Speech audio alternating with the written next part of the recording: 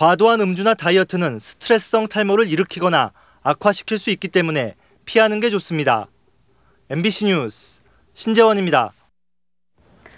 촛불 수배자 5명이 잠적 8일 만에 경찰에 붙잡혔습니다. 이들은 재판 과정에서 촛불 집회의 정당성을 알리겠다고 말했습니다. 이용주 기자의 보도입니다. 오늘 새벽 강원도 동해시의 한 호텔에서 광우병 국민대책회의 박원석 공동상황실장 등 수배자 5명이 경찰에 검거됐습니다. 경찰은 휴대전화 위치 추적과 차량의 이동 경로를 파악해 이들을 검거하게 됐다고 설명했습니다. 서울 조계사에서 100여일 동안 농성을 벌이다가 지난달 29일 잠적한 지 8일 만입니다. 이들은 차량 2대에 나눠 타고 조계사를 나왔지만 경찰의 검문은 받지 않은 것으로 확인됐습니다. 박 실장 등은 재판에서 촛불 집회의 정당성을 알리겠다고 말했습니다. 촛불을 들었던 국민들의 정신을 저희가 가슴에 안고 당당하게 임하겠습니다. 이로써 잠적 수배자 가운데 이석행 민주노총 위원장만 검거되지 않은 상태이며 이 위원장은 오는 일요일 노동자 대회에 참석하겠다고 밝혔습니다. 우리 조합원들이나 우리 간부들이 요구하고 원하면 저는 언제든지 투쟁의 현장에 가야 된다고 생각합니다. 경찰은 박 실장 등을 조사한 뒤 내일 오후 구속영장을 신청할 방침입니다. MBC 뉴스 이용주입니다. 국제중학교 입시 전형이 확정됐습니다. 서울시 교육청은 사교육 과열을 막기 위해서 면접 시험 때 인성을 평가하겠다고 밝혔습니다. 박선아 기자입니다. 내년 3월 개교하는 영훈중과 대원중 두 곳 국제중의 입시 전형은 3단계입니다.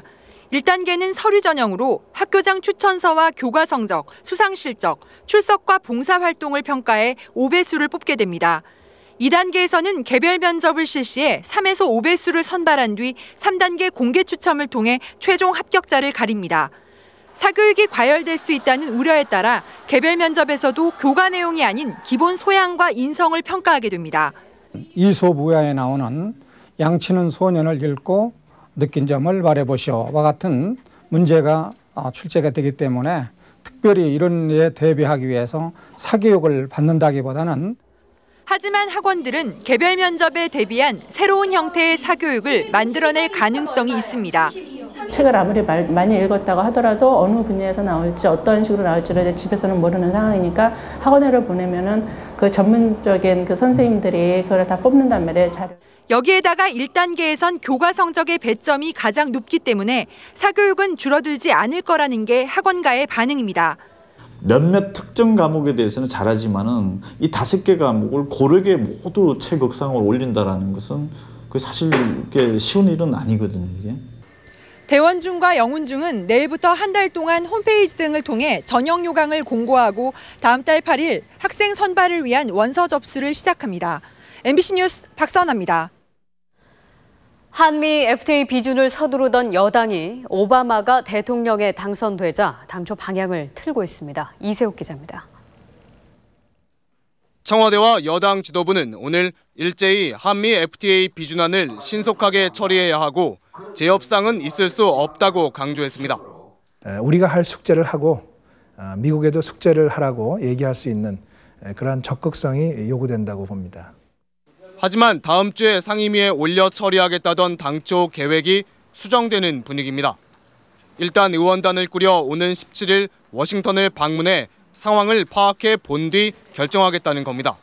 상임위에서의 통과는 일단 상정은 방미 전에 하고 상정 후에 하는 것으로 결정이 되었습니다.